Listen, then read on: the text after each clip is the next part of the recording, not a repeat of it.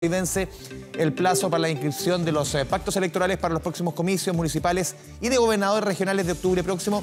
Los presidentes de los partidos de Chile Vamos acudieron este martes al CERVEL, mientras se espera que el oficialismo lo haga hoy miércoles. ¿Cuál es el escenario, las proyecciones? Estamos aquí en el estudio con el director de la Escuela de Gobierno de la Universidad Central, Marco Moreno. Marco, bienvenido a Canal 24 Horas. Hola Andrés, ¿cómo estás? Buenos días. A ver, lo primero, antes de entrar al detalle de los pactos, ¿por qué es tan importante esta elección? Si uno hace un poquito de memoria y mira con el retrovisor, Marco, una elección que fue 2 días, también gobernadores, también alcalde del 2021. Uno podría pensar, por el resultado que hubo esa vez, cimentó en buena medida también los resultados que tuvo el presidente Boric en primarias y después también en la presidencial de ese año. ¿Significa esta elección de gobernadores sobre todo y alcaldes que ahí se gana un trabajo territorial que puede ser muy importante para la presidencial? Sí, es fundamental. Siempre las elecciones de gobiernos subnacionales, como son las de gobernadores, y las de gobiernos locales, como son las de alcaldes y concejales, suelen ser buenos predictores de los resultados electorales de la elección que tendremos el año siguiente, el 25, donde elegiremos parlamentarios y presidente o presidente de la República, ¿no? Por lo tanto, siempre se ha considerado estas elecciones, ¿no?, como un buen barómetro, como un buen indicador de lo que podría ser lo que la gente está pensando respecto de las opciones hacia algunos de los bloques que están hoy día en disputa, el oficialismo o la oposición, ¿no? Y además se agrega el hecho de que esta elección será con inscripción automática y voto obligatorio, ¿no?, en donde una masa muy importante de chilenos y chilenas iremos a votar justamente para elegir a estas autoridades, pero que de alguna manera también las elecciones son momentos en que la gente evalúa al gobierno, ¿no? Por eso que se habla de el castigo o del premio a la gestión de gobierno, y por eso que va a ser interesante también observar esa dimensión en los resultados que veamos el domingo 27. Y también yo te lo preguntaba porque, claro, por ejemplo, el caso de los alcaldes asumen en diciembre, van a tener todo un 2025, prácticamente al final de 2025 van a tener elecciones presidenciales, y uno dice, claro, ese alcalde o ese gobernador de tal o cual posición puede ser importante para un candidato o candidata presidencial de la misma sensibilidad, para el trabajo en terreno. Claro, porque estas elecciones además suelen presidencializarse. De hecho, la oposición ya está adelantando su carrera. Tenemos a Evelyn Matei como una potencial candidata de ese sector político, y va a tener todo este tiempo, como tú dices, a pesar de que ella no va a la reelección y termina su cargo el 6 de diciembre, pero va a poder relacionarse con los candidatos, va a poder sacarse una foto, va eventualmente a poder recorrer el país en los tiempos que ella tenga libres para poder hacerlo, porque recordemos que ella sigue siendo alcaldesa y por lo tanto tiene que cumplir con una función y con un horario, ¿no? Por lo tanto, es un buen espacio de despliegue de candidatura, cosa que no va a poder hacer el oficialismo, porque los nombres que siempre hemos escuchado, el gabinete, entre ellas, ¿no es cierto?, claro, la Vallejo, están en el gabinete, y probablemente, si es que toman una decisión, será con posterioridad a las elecciones de octubre para poder intentar, ¿no es cierto?, una nominación presidencial. Marco, ¿cómo ven las negociaciones? Ayer vimos por lo menos a la centroderecha, Chile Vamos a inscribir, ellos dicen van a ir más o menos 20 primarias en caso de alcaldes, otras 13 en caso de gobernadores. ¿Cómo es el escenario para la derecha? Bueno, digamos en primer lugar que lo que se inscribe hoy día son las primarias, ¿no es cierto? Sí. Son aquellos lugares en donde no hay un suficiente acuerdo, ¿no es cierto? Y por lo tanto va a haber competencia. Como tú dices, el número es muy reducido, ¿no? Pensando que son 346 comunas en donde va a haber elecciones, ¿no es cierto?, que en 20, que en 30, que en 50. Es muy poco, y por lo tanto este mecanismo de las primarias creo yo que pierde el sentido que tiene efectivamente de que los ciudadanos podamos elegir quiénes pueden ser buenas opciones para competir, ¿no es cierto?, en octubre, pierde el sentido.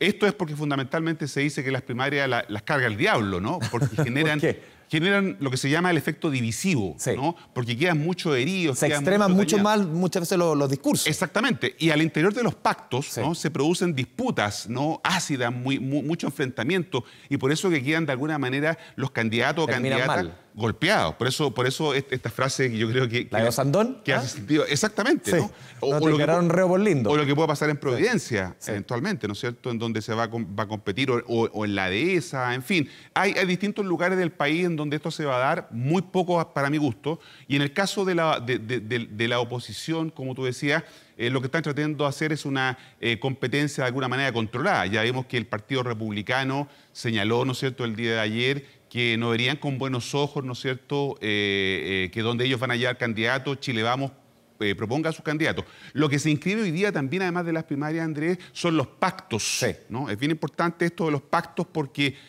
hay que mirar un poquito cómo se configuran los pactos. El del oficialismo podría ir desde la DC hasta el Partido Comunista, un pacto... Algo que no veíamos desde el 90. Exactamente. Y en la oposición, ¿no es cierto? Si bien es cierto, se inscribió Chile Vamos como pacto, vamos a ver lo que hace Republicano y Amarillo, pero que van a trabajar en conjunto, lo que podría estarnos llevando a una suerte de bipactismo, ¿no es cierto? Bibloquismo, dos grandes bloques que se comienzan a configurar en el escenario político chileno. La derecha, por lo menos en Chile Vamos, han argumentado, y también desde Republicano, que debiesen ir con un solo candidato en el caso de alcaldes, en el caso de gobernadores regionales. ¿Cómo ves ese escenario? ¿Lo ves plausible? Y en ese escenario, claro, uno dice, aquí la derecha tiene, o sienten que es su gran posibilidad.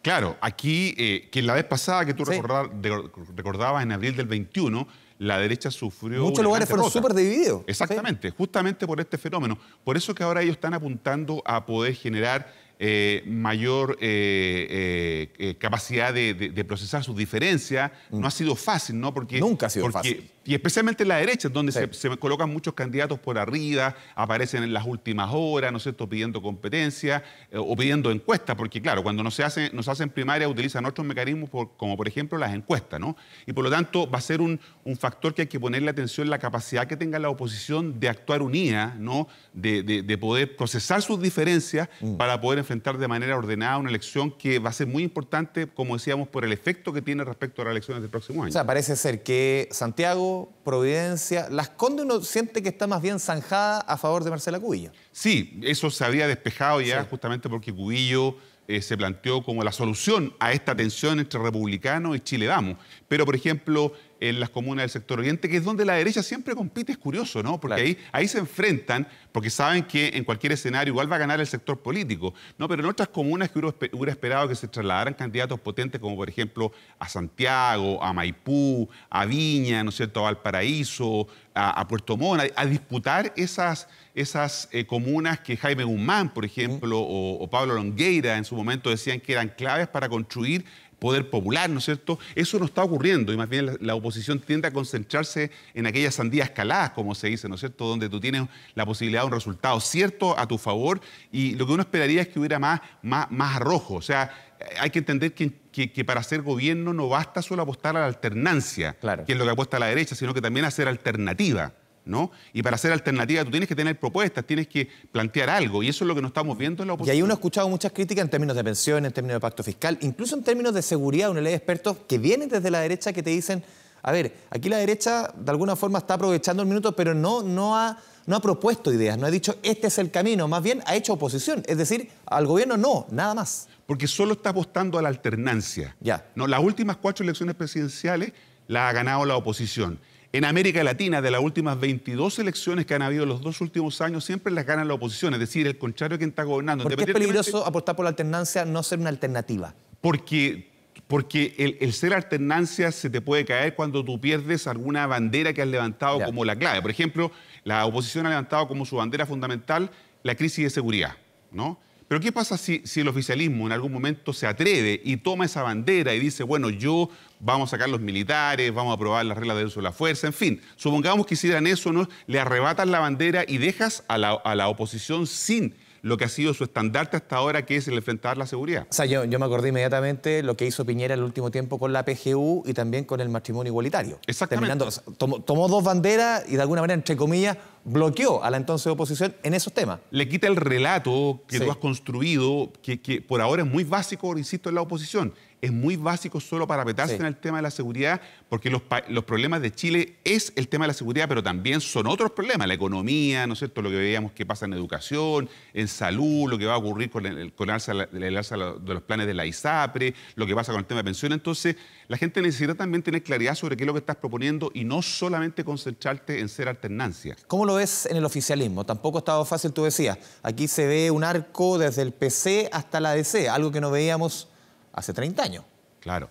Bueno, ellos tenían pensado inscribir el pacto hoy día por la mañana, parece que eso no ha ocurrido, ¿no? Entre otras cosas porque la DC está teniendo problemas para poder suscribir ese pacto si es que no se resuelve un tema muy complicado que tienen en el oficialismo, porque hay 40 comunas en todo el país cuyos candidatos, cuyos alcaldes no pueden presentarse a una reelección, ¿no? Porque cumplieron su mandato. Muchos son DC. De esas 40, 19 son demócratas cristianos. Imagínate. O sea, es un grupo en la mitad. Es un número muy importante y ahí es donde los partidos están diciendo, bueno, aquí se rebaraja todo el naipe, ¿no es cierto? Y vamos a poder competir y la DC está diciendo, no, porque está el principio del que tiene, mantiene, ¿no? Ya. Entonces, eso está generando una tensión. La DC está diciendo, mientras eso no esté claro, no vamos a suscribir el pacto. El plazo es hasta las 23:59 de hoy día para poder hacerlo y por lo tanto estamos todavía pendientes respecto Porque de ahí eso. uno siente, por ejemplo, la DC, que fue el partido fundamental de retorno a la democracia, ya en el Parlamento tiene una representación más bien exigua y uno siente que en los alcaldes es la gran representación que les queda. Si pierden esto, ahí la DC sí que queda mal pie. Ese es el argumento que ha dado la DC, que es el partido que tiene mayor número de gobiernos regionales gobernados por ellos, Claro. y también de gobiernos locales, regionales porque tiene 4 gobernadores y de alcaldes porque tiene un número muy importante que obtuvo en la elección del 2021. Pero eso se ha ido hoy día diluyendo, ¿no es cierto? Y por lo tanto los otros partidos están diciendo, bueno, aquí esto hay que revisarlo completamente de nuevo y el principio del que tiene mantiene no puede seguir puesto como una cuestión que no podamos revisar. Y eso es lo que tiene entrampada la conversación hoy día. ¿Y cómo ves el rol que ha jugado el Partido Comunista?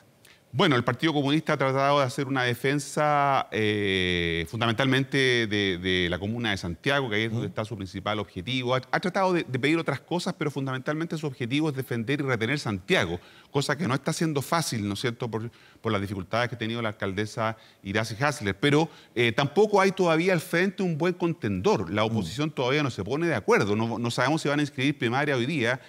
Sebastián Sichel, es un candidato que apareció de repente, ha dicho que no va a ir a una primaria y por lo tanto podría inscribirse el 27 de julio. Recordemos que los candidatos finalmente que van a ir en la papeleta tienen el plazo final es 27 de julio. 90 días antes de la Esto elección. es primaria, para entender. Esto es solamente primaria. Vamos a resolver aquí aquellas comunas en que los partidos digan vamos a competir.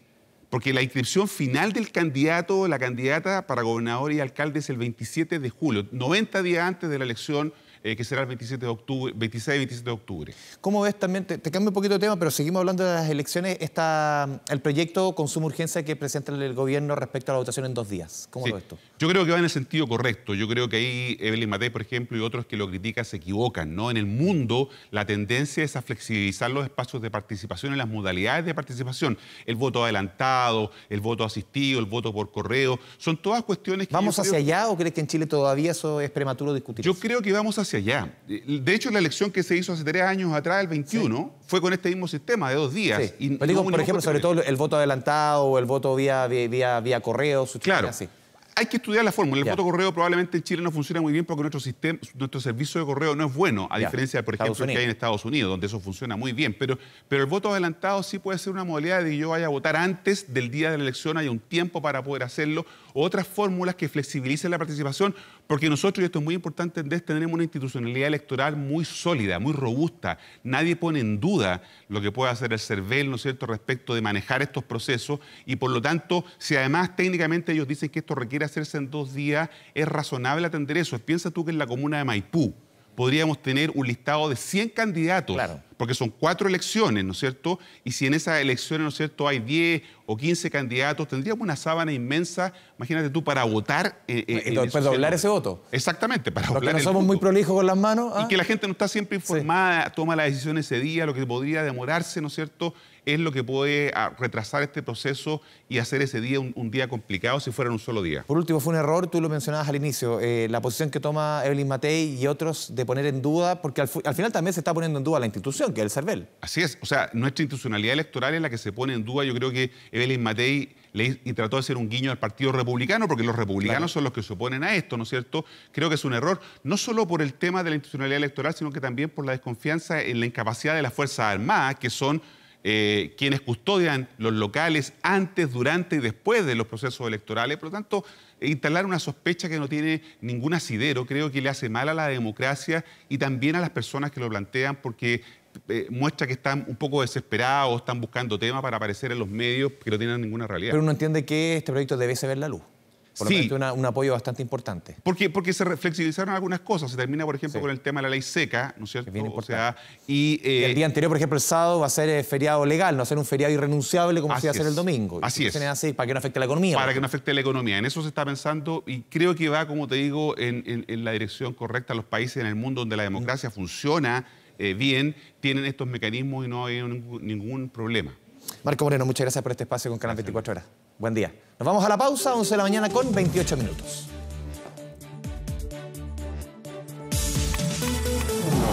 La mañana informativa.